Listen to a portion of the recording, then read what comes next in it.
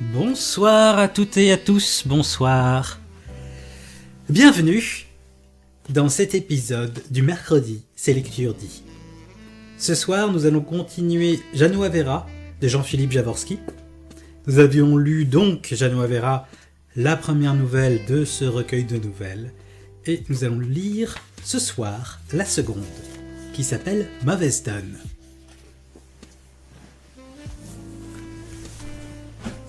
Je vous propose donc Mauvaise donne de Jean-Philippe Jaworski.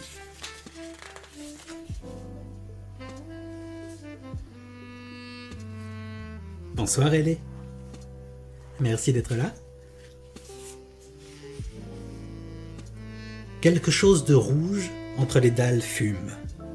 Mais si tiède que soit cette douteuse écume, on n'a rien vu, je reprends. Quelque chose de rouge entre les dalles fume. Mais si tiède que soit cette douteuse écume, assez de barils sont éventrés et crevés pour que ce soit du vin qui court sur les pavés. Victor Hugo, La confiance du marquis Fabrice. Je m'appelle Benvenuto Gesufal. J'ai longtemps habité dans la Via Mala, dans le quartier des abattoirs. Même si je n'y vis plus, j'y ai gardé des habitudes. Chaque matin, je retourne rôder dans les venelles en descendant de la colline de Torosella. Au petit jour, j'aime voir les toits de tuiles se réchauffer dans les sourires du soleil et la mer se couvrir de brume légère. Puis je dégringole les ruelles en escalier et je m'enfonce dans la Via Mala. C'est le moment de la journée que je préfère. Les ivrognes cuvent, les camelots ne sont pas encore là pour vous casser les oreilles.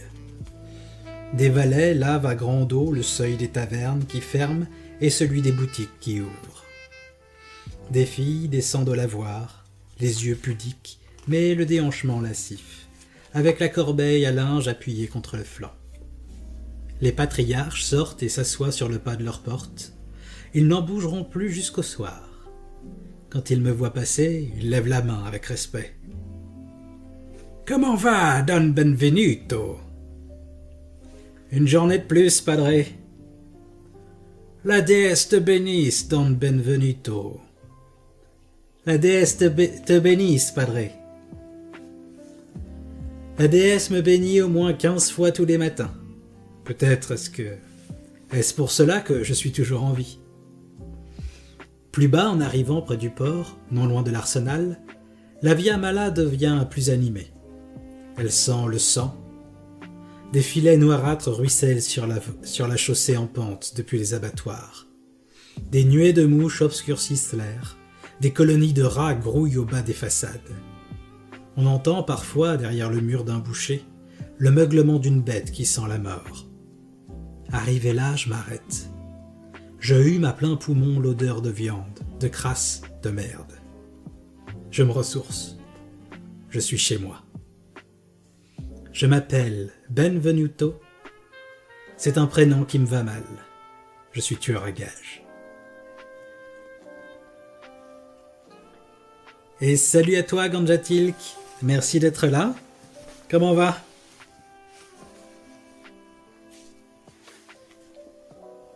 D'ailleurs, j'ai même pas demandé, le son est bon ? Vous m'entendez bien ?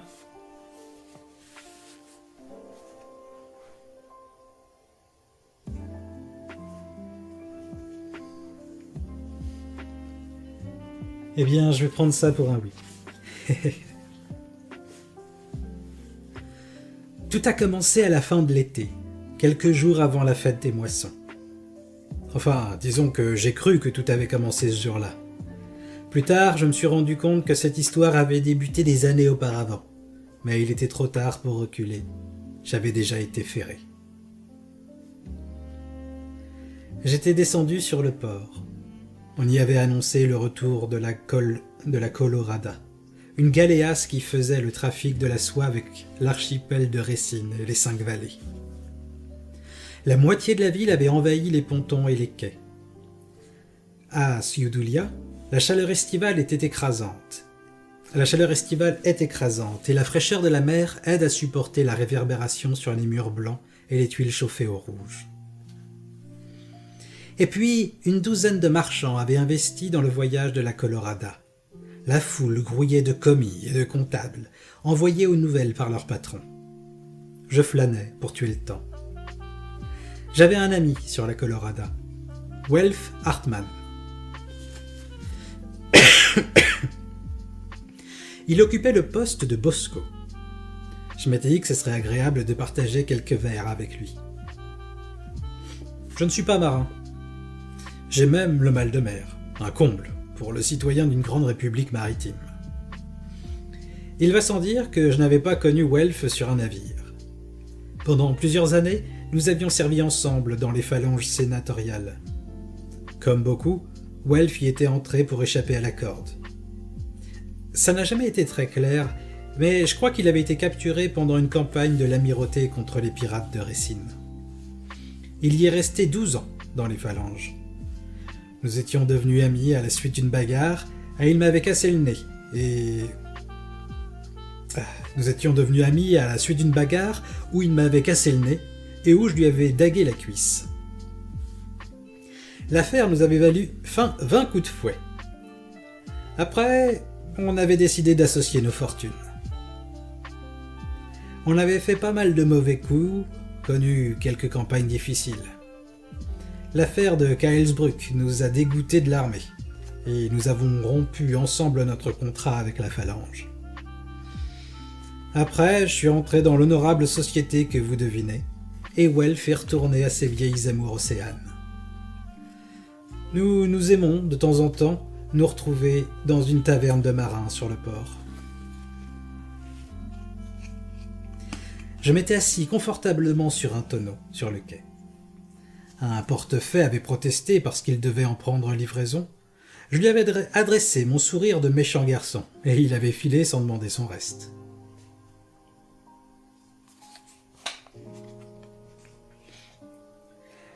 J'avais acheté une pêche à une jolie vendeuse de fruits, et je croquais la chair juteuse en rêvant à la peau veloutée de la petite marchande. La Colorada venait de passer la jetée. Les marins s'activaient à affaler la voile, et la foule commençait à lever les bras, à lancer des appels et des vivats. C'est alors qu'un gamin crasseux me tira la manche. « Vous êtes bien Don Benvenuto ? Qu'est-ce que tu me veux, morveux ? Un noble seigneur m'a demandé de vous donner ceci, Don Benvenuto. » Il me tendit un florin marqué au couteau de 3 traits. Les yeux et la bouche. La marque des chuchoteurs. Je jurai en arrachant la pièce au petit gueux. « Ça fait longtemps que tu me cherches ? » ?»« J'ai fait tous les abattoirs avant de vous trouver, Don Benvenuto. » Je sacrai à nouveau. Je lançai ma pêche dans le bassin du port. Je bondis sur pied, et sans un regard pour la Colorada qui accostait, je filai vers la Via Mala.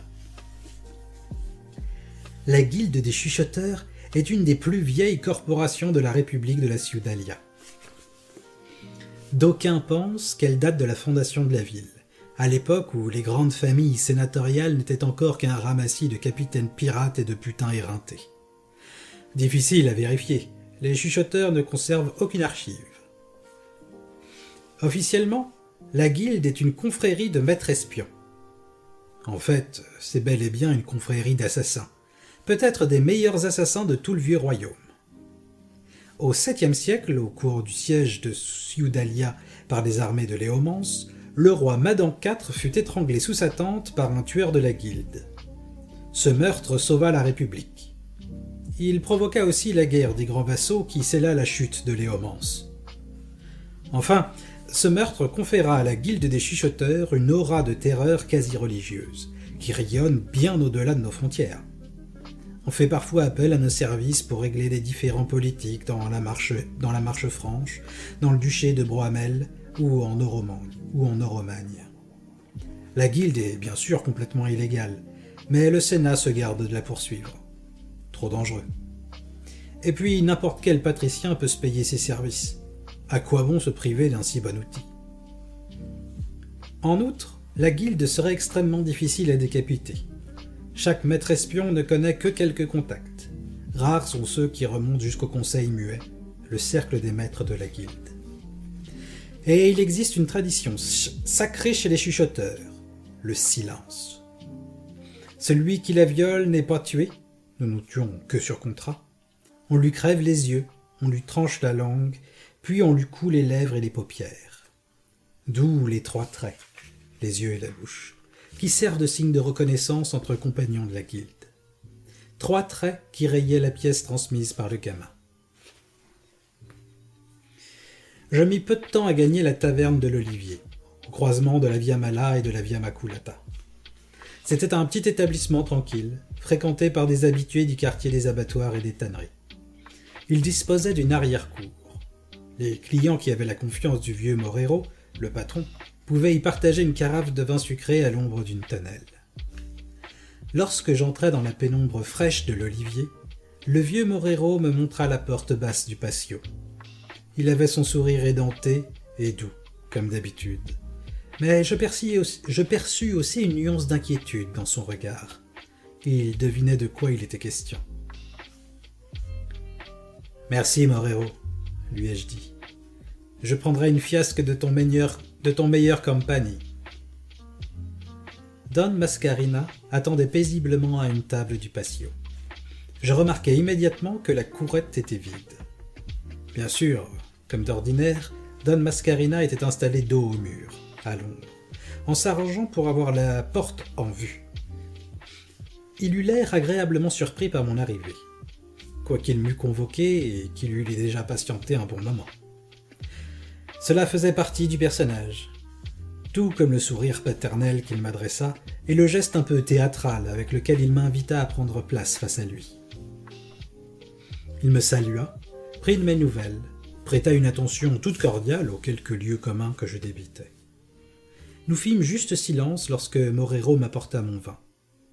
Je vis la main du patron trembler un peu en me servant. Nous aurions pu continuer à échanger des banalités devant lui, mais je devinais que Don Mascarina tenait à ce que l'aubergiste eût peur, pour qu'il interdît son patio à tout autre client. Lorsque nous fûmes à nouveau seuls, la conversation reprit. Don Mascarina me taquina malicieusement au sujet de Cardomna, ma dernière conquête, une fleur de pavé dont j'avais étrillé le protecteur. Puis il évoqua, l'œil peut-être embué, les demoiselles qui avaient illuminé sa jeunesse. Il exprimait sa nostalgie en termes délicats et un peu sirupeux qui lui donnaient un charme désuet. Don Mascarina, le doux rêveur. Don Mascarina, le vieux beau sentimental. Don Mascarina, le maître assassin. Hey, salut Chaos, ça va bien? Qu'est-ce que tu racontes de beau? C'était un homme, Don Mascarina, de 55 ans, peut-être 60. Plutôt petit, râblé, les épaules et les mains larges. Un soupçon d'embonpoint, le cheveu rare, très soigné de sa personne. La faconde souriante du bon chef de famille. Il s'habillait avec goût, de pourpoint et de casaque à crever, élégant mais sans ostentation. Il aimait les enfants. Sur la Piazza Pescadilla, il distribuait parfois de la menue monnaie à la marmaille pouilleuse qui fouille dans les détritus des maraîchers.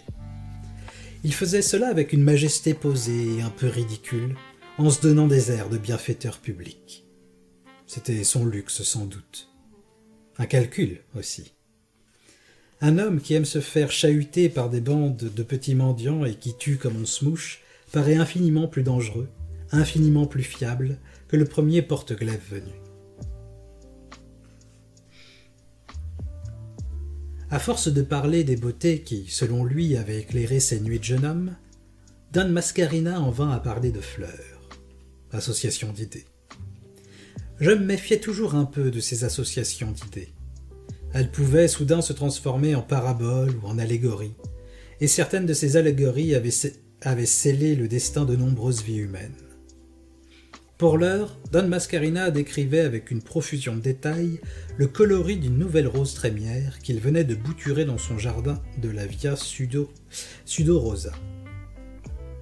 Même avec l'esprit le plus tordu, pas moyen de décrypter ces métaphores horticoles. Sans doute se payait-il ma tête, mais je l'écoutais poliment. Ce bavardage interminable était probablement le prix de son attente trop longue dans le patio de l'olivier. Un rappel à l'ordre, souriant. Une menace badine et feutrée. « J'ai une bonne nouvelle pour toi, Benvenuto, » finit-il par dire. « C'est toujours un plaisir de vous rencontrer, Don Mascarina. J'aime faire plaisir aux gens. C'est une des petites douceurs de la vie. Et aujourd'hui, c'est à toi que la fortune sourit, Benvenuto. Tu vas gagner de l'argent. » Je suis honoré par votre confiance, Don Mascarina. C'est que tu es un garçon plein de ressources, Benvenuto, doté d'un certain sens des affaires. Il s'agit donc d'une affaire. Je ne t'aurais pas dérangé pour moi, Benvenuto. Les termes du contrat sont simples. Ce soir, client anonyme, modalité de paiement habituelle. J'ai déjà prélevé la dîme de l'honorable société. Ce soir, c'est un peu tôt. Mais si le client ne pose pas de difficultés particulières, je prends. Pas de difficulté pour une main aussi sûre que la tienne. Le client sera peut-être accompagné par un valet ou un garde. Son visage fut brièvement parcouru par une expression madrée. Mais tu n'es pas tenu de lancer un défi en règle ni de respecter les formes, ajouta-t-il. Quelles sont les données du problème ? Vers minuit, le client rend une visite galante à une dame. La maison de la dame est 6 via degli Ducati, entre la Piazza Smaradina et la Via Ansiosa. C'est une belle demeure. La façade est ornée d'une frise représentant des lauriers. L'identité du client est sans importance. C'est une personne de qualité qui ne tient pas à être reconnue et porte un masque en renard. Par bonté d'âme, on le laisse profiter des faveurs de la dame. Tu interviens dès qu'il sort. Il n'aura pas à attendre plus d'1 heure ou 2. Notre homme doit rentrer chez lui pour maintenir sa liaison secrète. La méthode ? L'épée ou le couteau ? Je sais, tu es doué avec une arbalète, mais il fera nuit, Benvenuto. Des consignes spéciales ? Des imprévus possibles ? La routine. Tu attends le client, tu le repères, tu le croises, et bonsoir. C'est clair. Je vous dépêcherai votre homme, Don Mascarina. Il me servit à boire, se servit à son tour, me sourit. Tu es un brave petit, Benvenuto. La matinée tirait à sa fin lorsque je sortis de l'olivier. La chaleur était devenue brûlante. La lumière brute, réverbée par le pavé poussiéreux et les murs clairs, transformait les ruelles en fournaises. Je sentis la sueur perler sur mon front, couler dans mon dos. S'il ne venait pas en vent de mer, la journée serait lourde.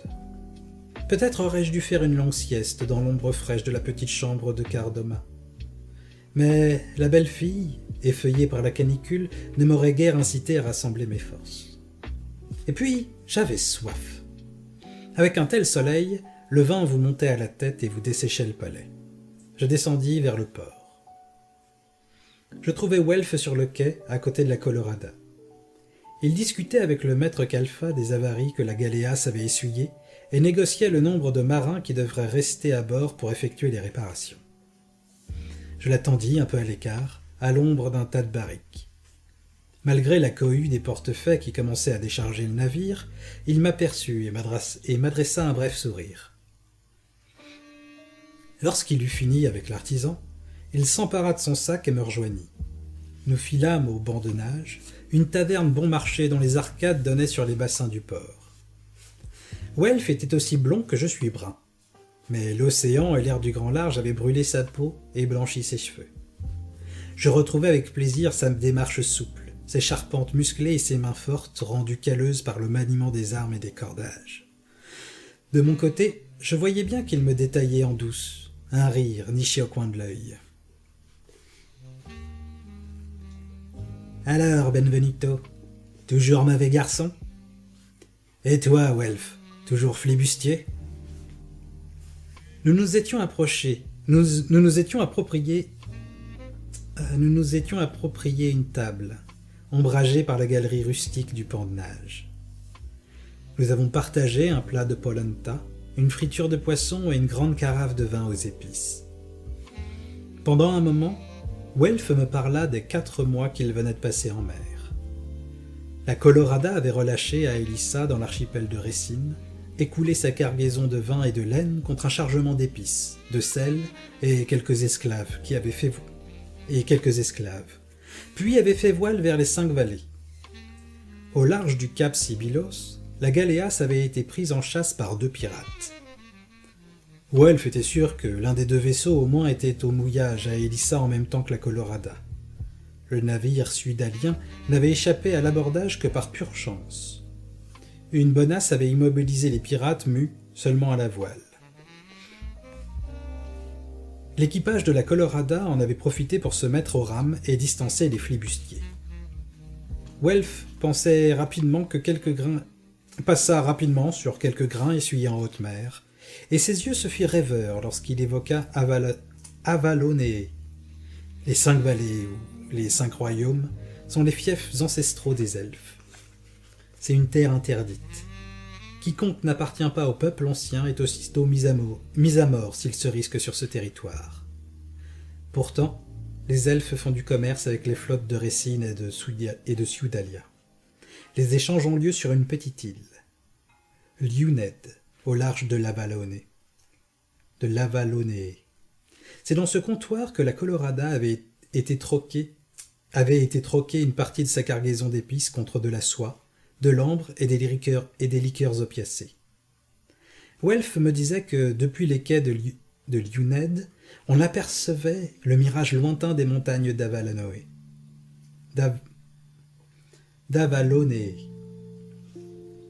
Couronnées de neige rose dans le soir, effleurées par les écharpes alanguies des nuages. Je n'aimais pas son regard quand il me parlait de ce rivage inaccessible. On l'aurait cru sous l'emprise d'un alcool elfique.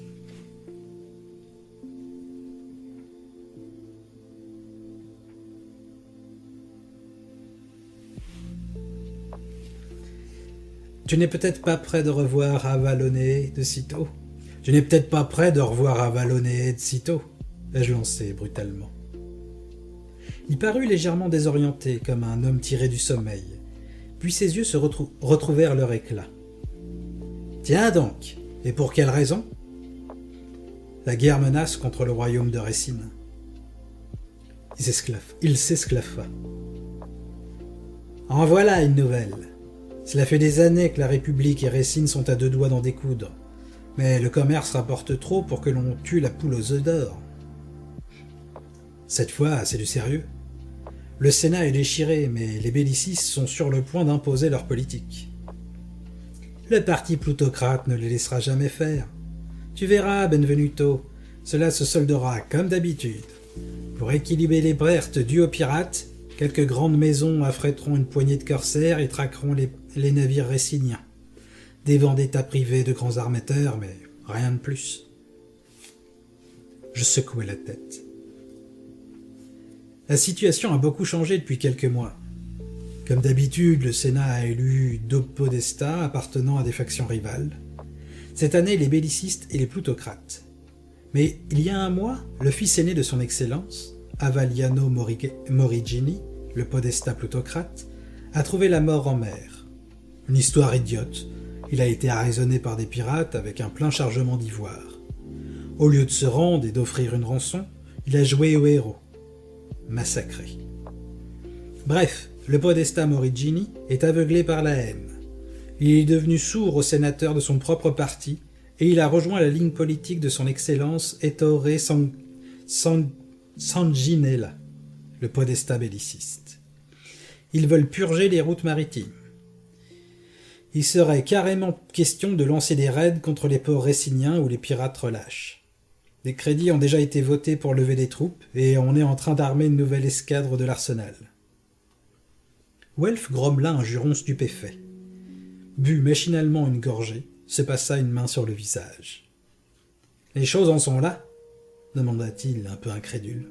« Tu as vu le monde sur le port quand la Colorada est accostée ? C'est la panique chez pas mal de petites maisons de commerce. On ne sait pas de quoi demain sera fait. » « Mais c'est absurde.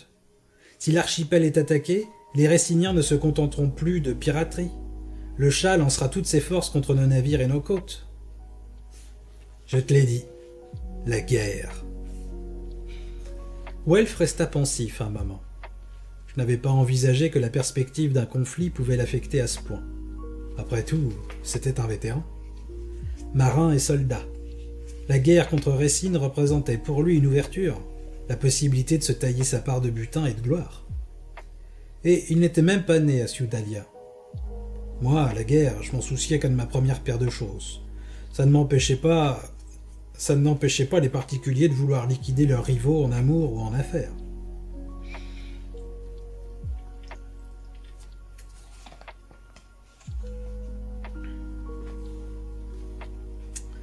Welf ne semblait pas saisir l'opportunité qui s'offrait à lui. Peut-être vieillissait-il, ou peut-être Avalon exerçait-elle déjà un charme délétère sur son esprit. Après une hésitation, Welf reprit la parole. « Au Sénat, il y a encore le tiers parti. Que font les souverainistes ? » « Une minorité. Ils sont divisés, eux aussi. Ils n'ont pas de ligne claire. » Welf s'ébroua comme s'il avait du mal à se faire à cette idée. « Mais et le podestat ? Que fait le podestat ?» Welf ne faisait pas allusion aux deux magistrats en charge. Il parlait de son Excellence Léonide Ducator, le chef de file du parti souverainiste. 5 ans auparavant, le sénateur Ducator avait été élu podestat. Nous avions servi sous ses ordres directs à Caelsbruck.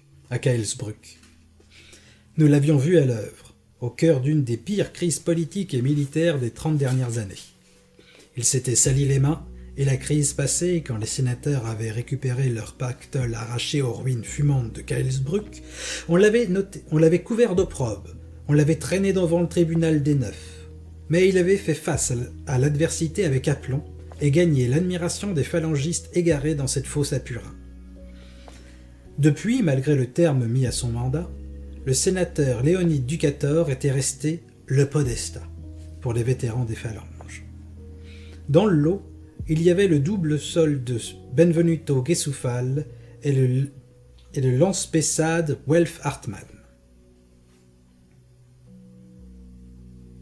Le podestat ? Welf, il est à peine rentré d'exil. Il faut qu'il reconstitue sa clientèle, qu'il retrouve du crédit.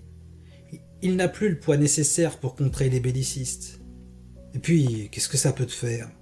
Si la République a envie d'entrer en guerre, engage-toi sur une de ses galères.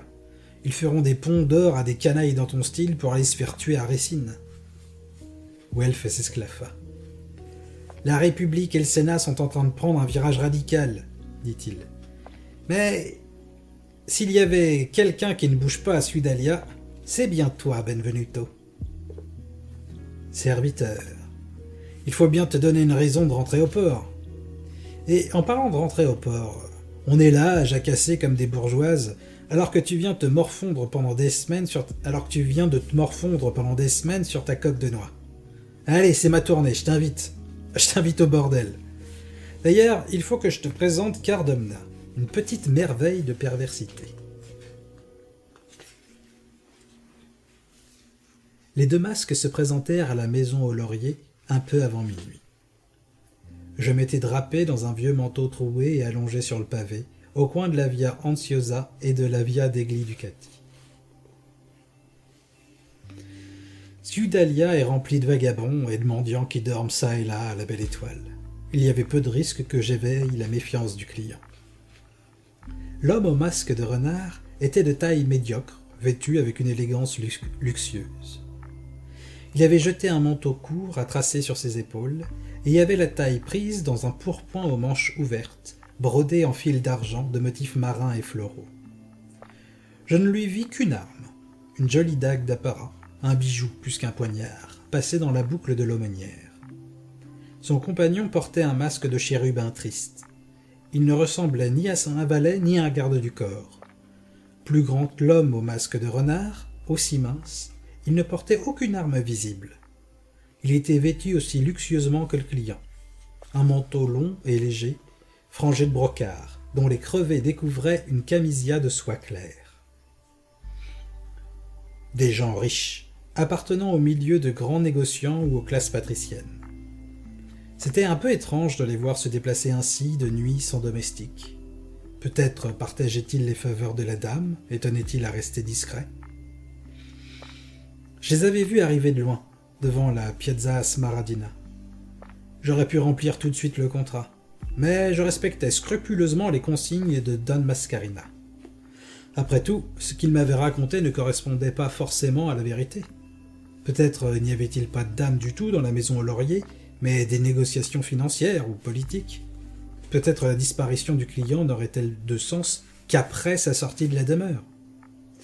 Tout en faisant mine de dormir, je les suivis du coin de l'œil, quand ils s'arrêtèrent devant la maison au laurier. Le masque de chérubin parcourut la rue du regard. Mon cœur battit un peu plus vite lorsque ses yeux semblèrent se poser sur moi. Mais il les détourna rapidement. Dans mes hardes, paisiblement lovées sur le pavé, je devais avoir l'air insignifiant. Ils n'eurent pas à frapper. La porte s'entr'ouvrit devant eux, laissant un rayon de lumière filtrer brièvement sur la rue. On les attendait. Ils entrèrent sans un mot, et la porte se referma en silence. Après avoir laissé un peu de temps, je me suis relevé. J'ai dépassé la maison au laurier et j'ai remonté la Via degli Ducati en direction de la Piazza Smaradina. Si le client revenait sur ses pas en sortant de la maison au laurier, je n'aurais qu'à le croiser pour frapper. C'était moins hasardeux que de courir sur ses talons pour le rattraper. Au moindre bruit de ma part, il aurait été alerté. Je me nichai sous un encorbellement, et j'attendis qu'il ait fini son affaire pour en conclure avec lui. J'espérais que la dame, si dame il y avait, était experte. Il en sortirait alangui et ne verrait même pas le coup venir. J'avais chaud. La nuit n'apportait guère de fraîcheur dans les ruelles, et les murs réverbaient la chaleur accumulée dans la journée. Se couvrir d'un manteau ou même troué n'arrangeait pas les choses. Mais j'en avais besoin pour dissimuler mes armes. J'avais pourtant choisi un équipement léger. 2 couteaux bien équilibrés, qui pouvaient servir comme arme de lancer ou de corps à corps, et une longue dague en acier noir à la lame diamantée. Pas d'épée. L'arme, trop longue, était difficile à dissimuler. J'avais hésité à me sangler dans un pourpoint de cuir. La canicule ne m'y incitait guère. Mais c'était une précaution dont j'avais pris l'habitude dans les phalanges.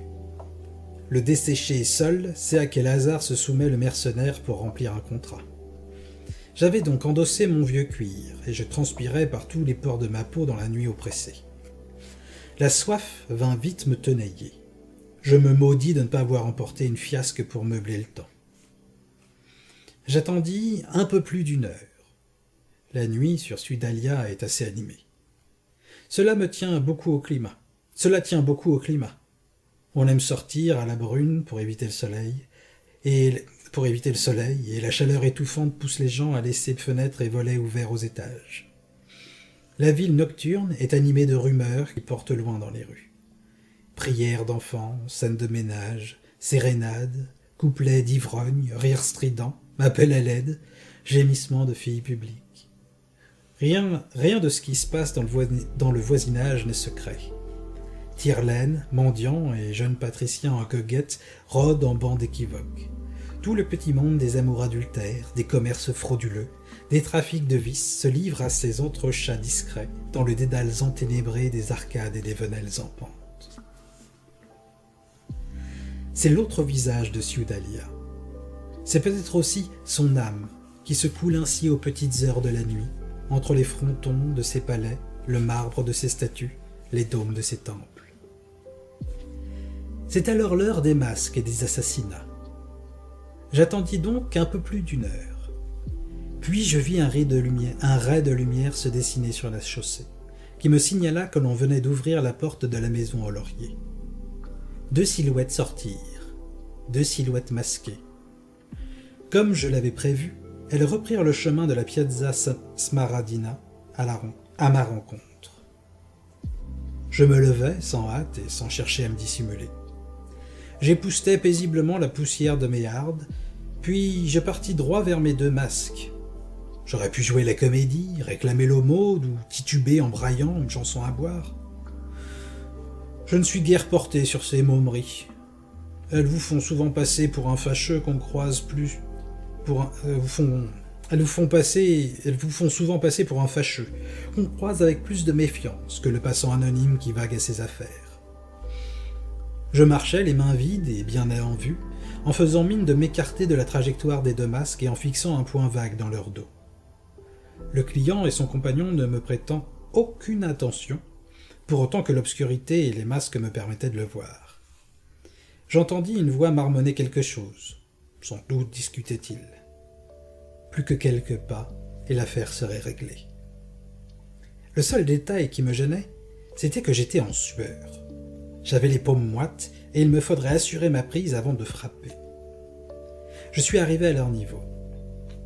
J'avais pris soin de passer en frôlant le masque de renard. J'ai plongé la main droite sous le manteau, tiré ma dague, porté un coup rapide, de bas en haut, droit au cœur. Et tout a dérapé. Sous le pourpoint de belle étoffe, ma dague a heurté de plein fouet une surface dure, dans un grand fracas métallique. Le choc fut si rude qu'il m'engourdit le poignet et faillit casser la lame.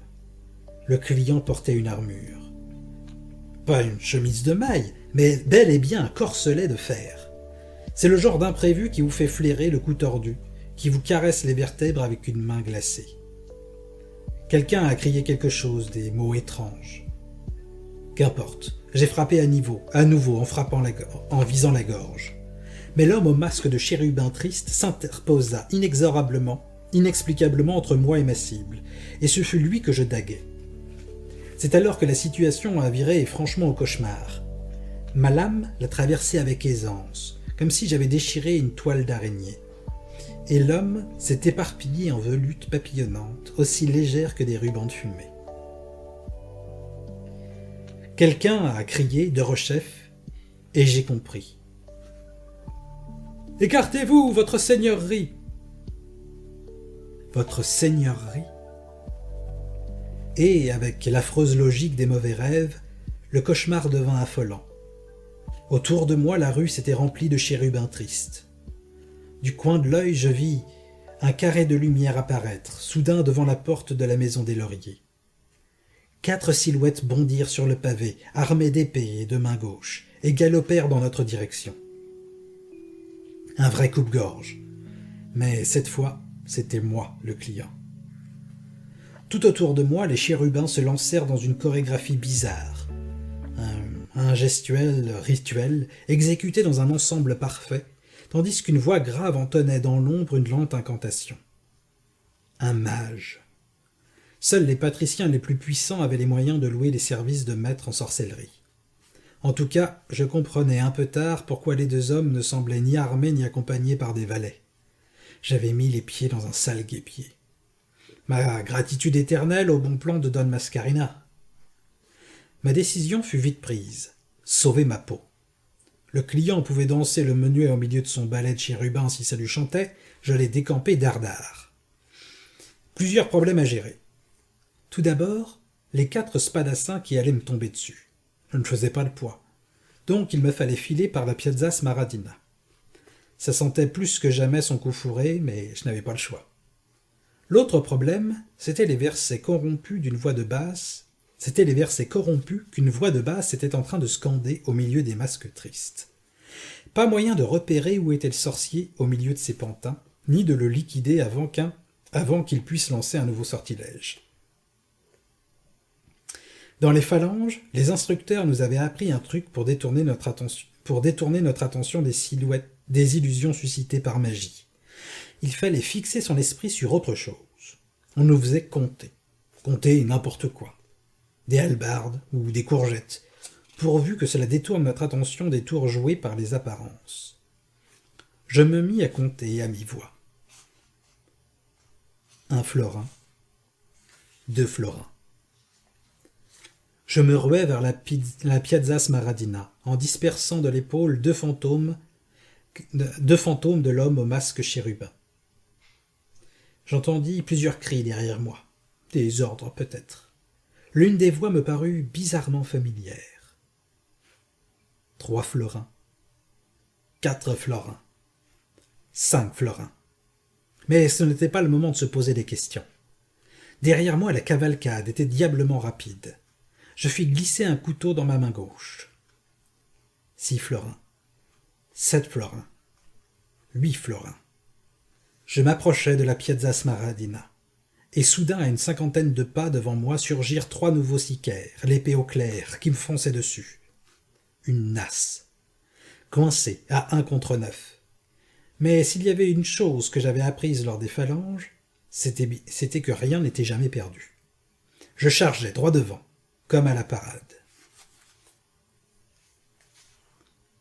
« Salut, Marander !»« Merci d'être venu. » 9 florins, 10 florins. Derrière moi, la voix de basse cria un mot de pouvoir, un commandement impérieux et définitif qui me fit résonner comme une cloche fêlée. Mon cœur fit une embardée, mes poumons se vidèrent, mes bras devinrent mous et un nuage me passa devant les yeux. 12 florins, 13 florins. Je pris une grande inspiration, celle d'un homme qui vient d'échapper à la noyade. Mon cœur repartit, cognant mes côtes comme un tambour. Le monde avait flotté une seconde. J'avais trébuché, mais je ne m'étais pas arrêté. Je donnai un terrible coup de collier. 14 florins. Les 3 bretteurs qui me barraient le passage étaient quasiment sur moi. Muni seulement de 2 lames courtes, à 1 contre 3, talonné par 4 autres sabreurs, je n'avais aucune chance au corps à corps. Il fallait me dégager à tout prix. 15 florins. Ce fut l'entraînement qui me tira d'affaire. J'agis par pur réflexe. De la main gauche, je lançai mon couteau sur le premier assaillant. Il tituba et porta les doigts à sa gorge, où le poignard s'était fiché jusqu'au manche. 16. Je bondis entre ses 2 compagnons. De la dague, je parvins à détourner une puissante estocade du spadassin de droite, mais je ne réussis pas à esquiver la botte du second. Un coup de pointe traversa mon pourpoint et me fouilla le flanc entre les côtes. Florin. Je sentis à peine l'impact, pas le temps. Tendu vers la fuite, je me reçus n'importe comment sur le pavé. Je fis un crochet à l'instinct pour éviter un méchant coup de taille, et je repartis à fond de train. La voie était libre. 17. J'entendis plusieurs jurons derrière moi, dont un dans un dialecte d'Ouromagne. Des mercenaires, ou d'anciens soldats. Florin.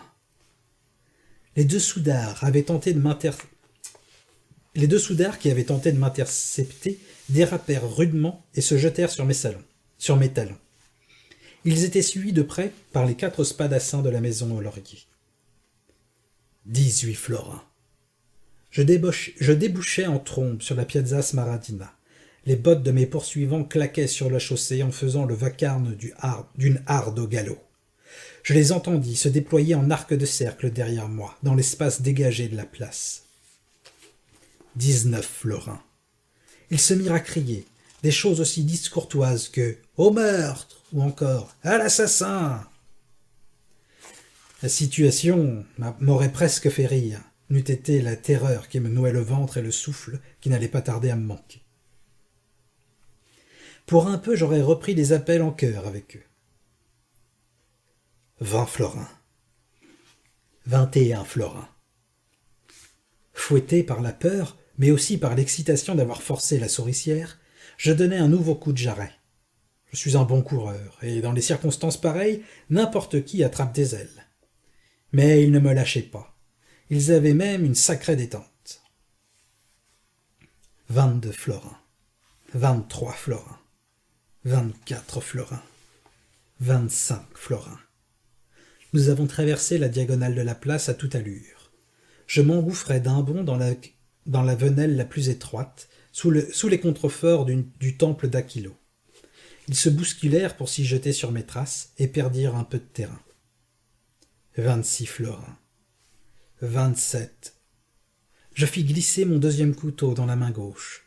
Je galopais au jugé dans une ruelle étranglée et sans éclairage, au risque de m'étaler à chaque instant. C'était le moment ou jamais de tenter mon va-tout. Florin. Sur mon élan, je fis un roulé-boulé et me redressai face à la meute de mes poursuivants. Je lançai le poignard dans le tas, à hauteur de la poitrine, puis d'étalai de rechef. Il y eut un gémissement étranglé, des chocs sourds, plusieurs jurons, des bruits de chute. 28 florins. J'obtins ce que je voulais. Quelques secondes de délai. Je zigzaguai à quelques intersections pour semer les soudards. Bien malin qui aurait pu rattraper Benvenuto Gesufal dans le labyrinthe nocturne, désormais. Je les entendus courir dans les ruelles voisines, hésiter et revenir sur leurs pas en poussant des cris de rage. Je me blottis dans l'ombre d'un porche pour reprendre mon souffle. Il était temps. Ma blessure se mit à me lancer avec l'acuité d'un fer chaud, et ma respiration devint douloureuse. Mon pourpoint et ma chemise, poissés de sang, me collaient à la peau.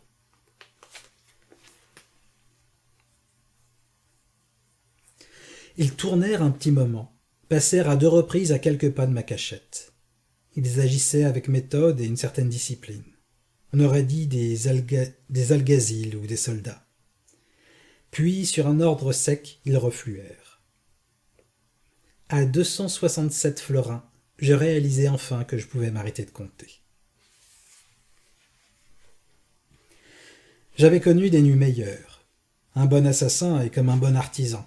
Il aime l'ordre, le tour de main façonné par une longue pratique, la petite routine du quotidien, le travail ajusté et sans bavure. Mais cette nuit-là, on n'avait pas passablement bousculé mon établi. J'avais raté le client, j'étais tombé dans une souricière, on m'avait lardé dans les règles de l'art, et on semblait décidé à me régler mon petit fonds de commerce. Ça n'avait pas grand-chose d'une transaction honnête. Dans mon milieu, ça fait certes partie des affaires. Mais ce qui me chagrinait beaucoup, c'était que je n'avais rien vu venir. Trop confiant, Benvenuto. J'avais intérêt à me rappeler des vertus de l'humilité. Je me consolais un peu à l'idée de la confusion que j'avais laissée derrière moi. J'avais réussi à m'esquiver après avoir donné un plein dans le panneau, et au moins l'un des spadassins était resté sur le carreau. Le client était certainement en train de faire dans ses choses, en me sachant évaporer dans la nature avec un contrat toujours en cours, augmenté d'un petit codicile personnel. Son sorcier et ses hommes de main devaient en entendre de belles. N'empêche, je regardais des gouttes de sang, larges comme des pièces de monnaie, gâcher ma botte gauche. La trouille du client, ça n'allait pas arranger les choses, tout juste le rendre 2 fois plus dur à liquider. Je déchirai une bande de mon vieux manteau. J'en fis de la charpie que je glissai entre ma chemise et ma plaie. Puis je resserrai fermement mon pourpoint de cuir. Le linge brûla contre les chairs vives, et la douleur irradia dans ma poitrine et dans l'épaule. Mon bras gauche commençait à s'engourdir. Sacrée poisse. Mais je n'avais pas le temps de faire mieux pour l'instant. La main droite sur la poignée de ma dague, je quittais l'obscurité du porche où j'avais trouvé refuge. En rasant les murs, je pris la direction de la Via Sudorosa. Je devais joindre Don Mascarina. Et ça ne m'enchantait guère. Au mieux, il m'accueillerait avec une condescendance paternaliste et me laisserait une seconde chance, en me faisant bien sentir que je lui serais redevable d'une sacrée faveur. Au pire, il avait mené un petit jeu très double dans l'affaire et pouvait avoir trempé dans le traquenard qu'on m'avait tendu. Malheureusement, j'ignorais le nom du client, et seul Don Mascarina pouvait me le donner s'il fallait honorer le contrat. Et puis, je doutais que le vieux maître assassin eût sciemment exposé un membre de la guilde. Trop risqué pour lui. Probable que lui aussi avait été manœuvré. Mais cela ne me rassurait guère. Qui donc aurait pu avoir l'audace de doubler les chuchoteurs ?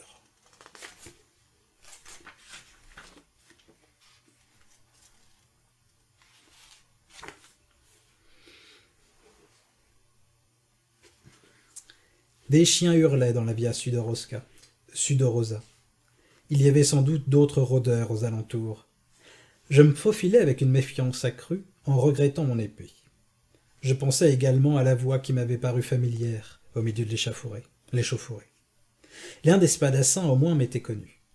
C'était peut-être une piste qui pourrait me permettre de dénouer ce sac de nœuds. Cette voix-là n'avait pas l'accent d'Urumagne. J'aurais juré que c'était celle d'un natif de Ciudalia. Était-ce elle qui avait crié au client de garer ses fesses? Pas moyen d'en être sûr. Non, pas moyen d'en être sûr. J'étais trop occupé à sauver les miennes. Je passais en revue la galerie fort pittoresque des mauvais garçons de ma connaissance.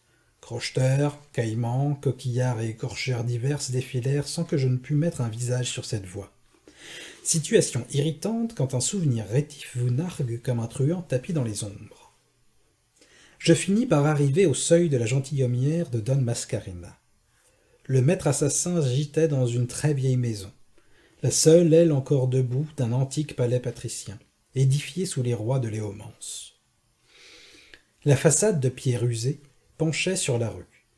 Plusieurs fenêtres avaient été grossièrement condamnées avec des briques ou de vieilles planches, et les coudes d'ordures accumulés sur le pavé transformaient insidieusement le rez-de-chaussée en entresol. Le propriétaire aimait appeler cette bicoque sinistre le palais Mascarina.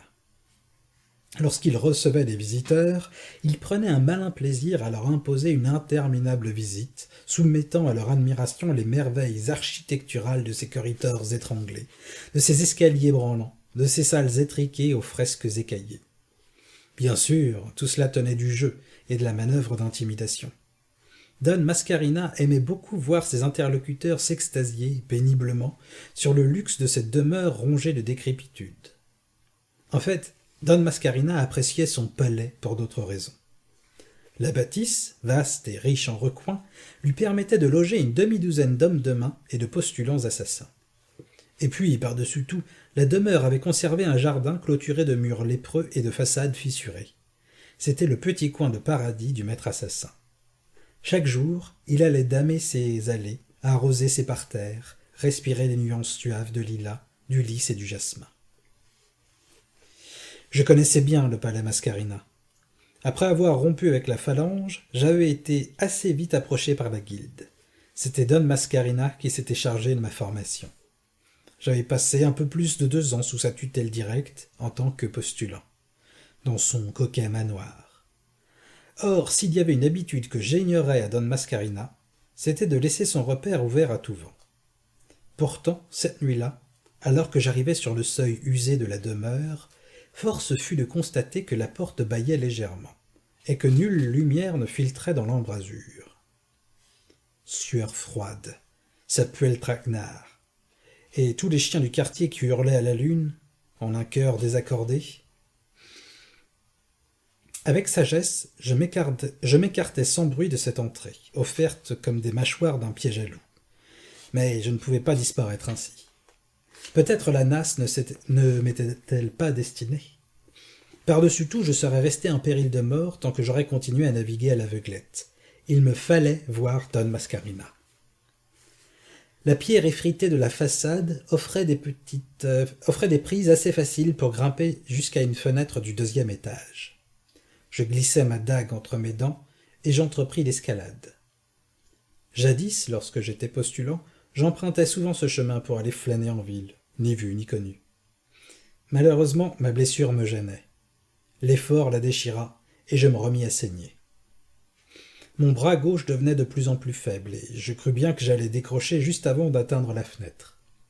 Je me hissai sur l'appui in extremis, le flanc traversé de douleur. Je repris ma respiration le plus silencieusement possible. Il aurait été stupide d'être pris pour un simple mont en l'air et de me montrer saigné par un protégé de Don Mascarina. Il manquait plusieurs carreaux dans les treillissages de plomb de la fenêtre. Je glissai la main à l'intérieur, trouvai la poignée. Je me faufilai dans le palais Mascarina, plus furtif qu'une chauve-souris.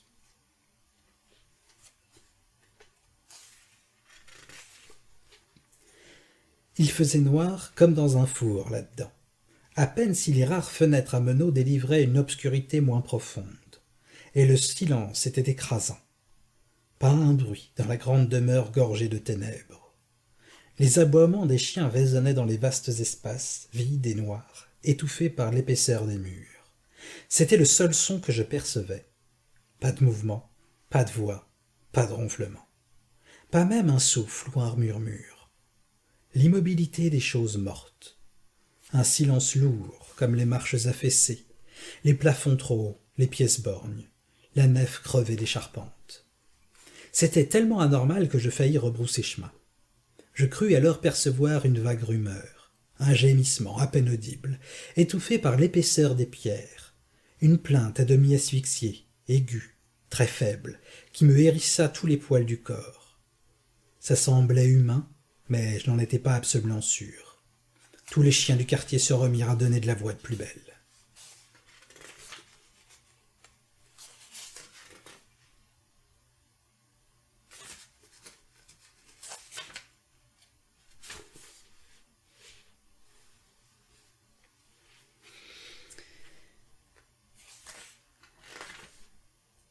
Je mentirais si je vous racontais que ce petit viralet nocturne me donna du cœur au ventre. Je n'en menais pas large. La peur et la fatigue achevèrent de me couper les jambes. Je me sentis incapable de redescendre par là où j'avais monté, et aussi peu motivé pour sortir par la grande porte après avoir emprunté les escaliers. Je restai longtemps prostré dans l'ombre, le souffle court et l'oreille aux aguets. Toute gloriole en berne donne Benvenuto. Mais je n'entendais plus rien, hormis les aboiements éraillés des chiens. Au bout d'un long moment, mes yeux s'accoutumèrent suffisamment à l'obscurité non pour y voir, mais au moins pour deviner certains obstacles. Je finis par prendre mon courage à deux mains et par me faufiler vers la tache noire que je devinais être une porte.